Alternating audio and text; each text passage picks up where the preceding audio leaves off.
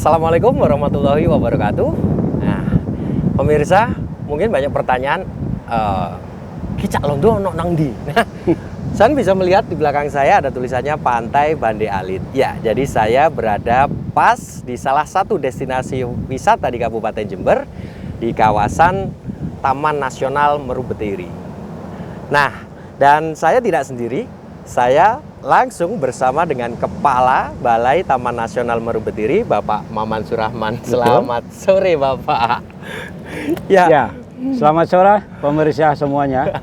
Nah, pemirsa mungkin lek wong Jember asli pasti akan selalu nggak asing dengan kata Meru Betiri.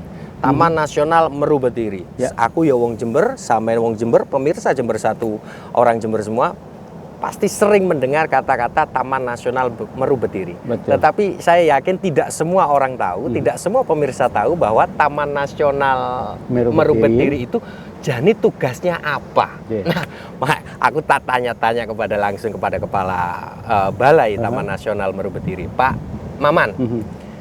Sebetulnya untuk Taman Nasional Meru Betiri itu kan ada kantornya. Ya. Itu tugasnya apa sih, Pak? Oke. Baik. Ya, pemirsa semuanya, tentunya penggemar berat dari Jember 1 TV. Assalamualaikum warahmatullahi wabarakatuh. Kami ingin menyampaikan sedikit informasi kaitannya dengan apa yang disampaikan oleh Cak Londo terkait dengan Taman Nasional Meru Betiri.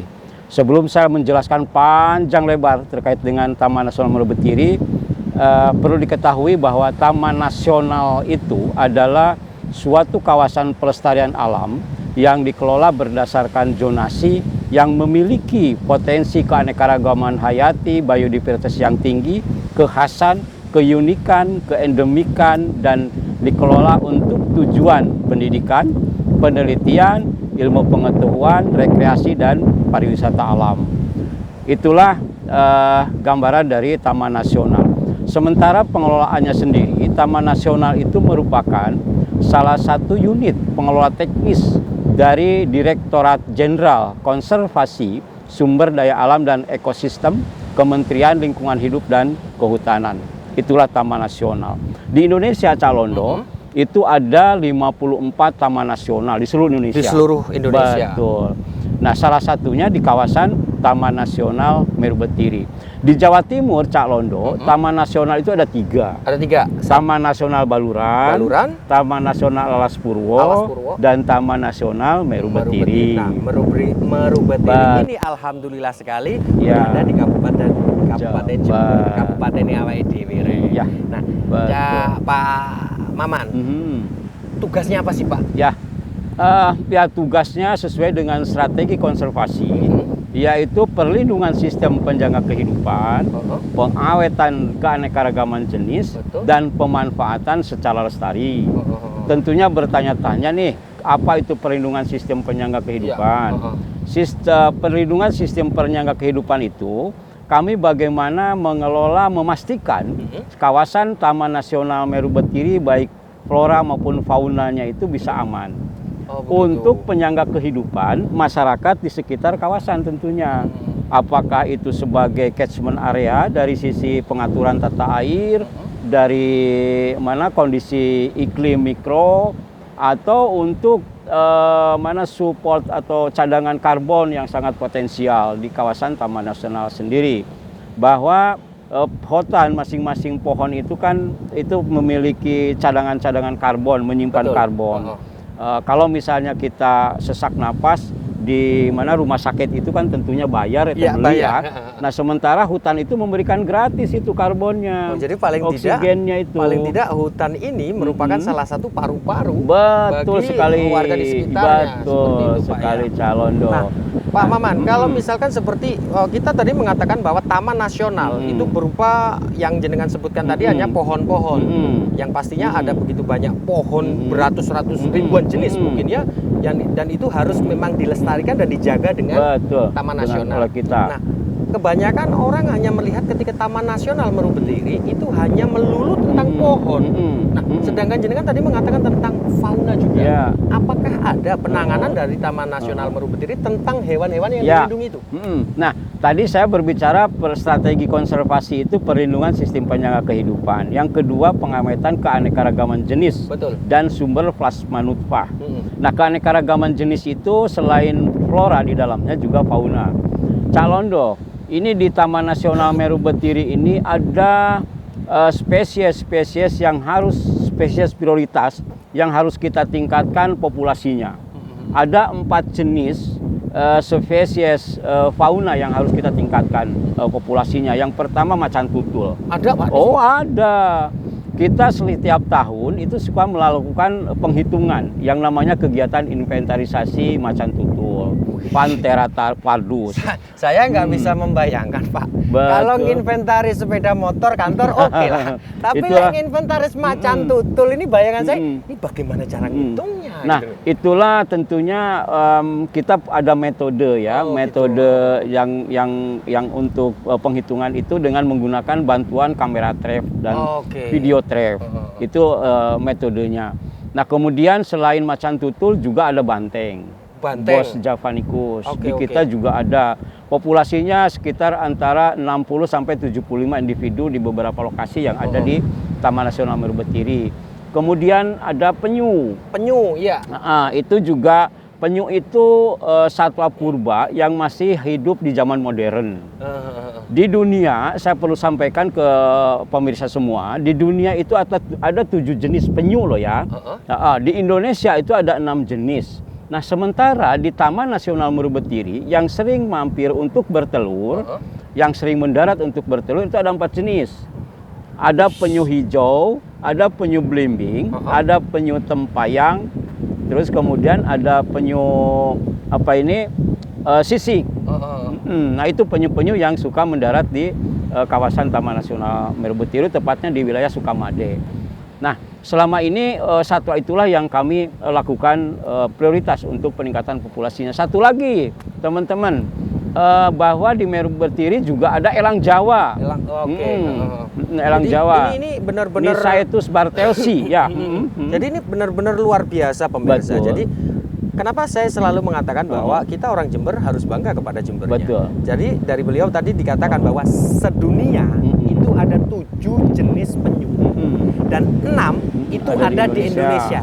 Dan percaya enggak, 4 itu ada di sini. Di Meru Betiri. Nah, kemudian gini Pak, ini kan ada elang Jawa, ada penyu, kemudian ada macan tutul dan banteng. Nah, apakah ada Pak larangan, ini namanya hutan, adakah larangan bagi pemburu Pak? Misalkan ya untuk hobi ataulah untuk sekedar apa gitu, apa ada sanksinya? Apa memang dibolehkan untuk memburu hewan-hewan yang bukan 4 itu tadi?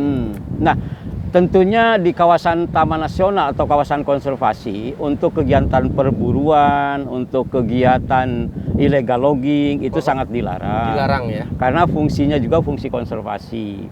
Tapi sebenarnya kalau seandainya pemburu itu berburu burung misalnya ya untuk dijual, itu justru akan lupa dengan titipan anak cucu bahwa potensi sumber daya atau potensi biodiversitas itu ini kita dititipi loh anak cucu itu, jangan salah loh ya, bahwa nanti ke depannya kita harus berarti menjamin ini biodiversitas yang ada sekarang itu harus menjamin anak cucu itu juga bisa kebagian.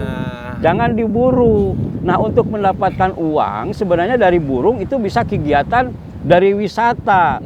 Di Taman Nasional Meru Betiri salah satu wisata yang kita kembangkan dengan teman-teman dengan masyarakat, mitra masyarakat, yaitu dengan melakukan kegiatan salah satunya bird watching. Jadi bagi masyarakat yang hobi bird watching, Meru Betiri adalah tempat yang sangat luar biasa. Ada burung elang Jawa, kemudian ada jenis burung rangkong, ada julang, ada kangkareng, dan berbagai jenis burung lainnya. Sebanyak 243 jenis burung ada di Taman Nasional Meru Betiri. Jadi bagi yang suka dengan kegiatan bird watching atau photo hunting, datang ke Meru Betiri, yuk kita sama-sama melakukan kegiatan itu. Jadi bagi masyarakat, eman-eman, jangan ditembak, jangan diburu. Biarkan burung berkeliaran di alam, kemudian kita lakukan kegiatan pariwisata, kembangkan kegiatan pariwisata, betul, salah betul, satunya betul. untuk kegiatan bird watching. Jadi begitu, Cak. menarik ini pemirsa. Jadi begitu banyak kekayaan yang dimiliki oleh Kabupaten Jember sih, Pak. Saya katakan Kabupaten Jember. Betul sekali. Jadi sumber daya alam yang luar biasa, yang melimpah ruah, yang seharusnya bisa mengangkat apapun itu dari Betul. sektor, mungkin dari sektor pariwisata Ya. dan yang lain-lain, yang bisa membuat Kabupaten Jember bisa tidak kalah dengan berbagai kabupaten lain di Jawa Timur. Ya. Pak Maman, kita ngomong sudah masalah fauna dan Oke. sudah dijelaskan sama jenengan. Jadi Betul. wong nggak usah berburu, Lek sampai habis.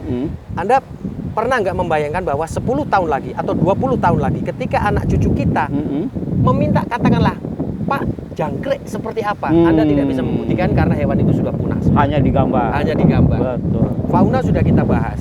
Nah, satu lagi, kembali Pak, Taman Nasional Meru-Betiri, hutan lindung, Ya. penuh dengan kayu.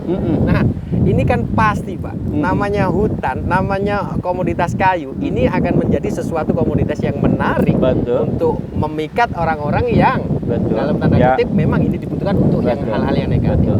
Ada ndak dari Taman Nasional Meru-Betiri membuat langkah-langkah yang seperti ini langkah kami? Ya. Ada nggak? Ya. Jadi begini, tidak menutup kemungkinan ya, kami tidak memungkiri bahwa di Taman Nasional Meru-Betiri juga ada kegiatan-kegiatan di masyarakat yang destruktif tentunya.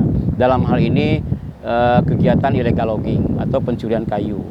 Namun demikian, setelah kami mencoba mempelajari ya karakter-karakter sosial yang terjadi, kenapa sebenarnya akar masalahnya itu opo. Jadi ya core problemnya atau akar masalah dari masyarakat melakukan kegiatan illegal logging itu tentunya dalam hal ini kan terkait dengan ekonomi ya, kebutuhan pasti, ekonomi. Kebutuhan perut. Sehingga saya mencoba mencari tahu dan ketemu, duduk bersama, membahas, mendiskusikan persoalan. Tentunya duduk bersama juga Cak Londo, kita tidak sendirian, kita melibatkan tokoh masyarakat, tokoh agama, tokoh pemerintah, plus tokoh-tokoh Illegal logging. Kita coba duduk bersama mendiskusikan persoalan ini. Mendiskusikan persoalan core problemnya apa. Kalau seandainya tentunya dari para pelaku-pelaku ini persoalan ekonomi, saya punya konsep dengan program alih profesi, alih lokasi, alih komoditi. Nah, jadi kita mengalihkan profesi para illegal logging dari yang destruktif menjadi masyarakat-masyarakat yang produktif, kreatif, inovatif. baik pemirsa, mungkin Anda pasti penasaran seperti apa langkahnya. Nah pemirsa, jangan kemana-mana karena ini sesuatu obrolan yang sangat penting yang untuk diketahui pemirsa, khususnya pemirsa Jember 1 TV. Warna-warni kembali sebentar lagi.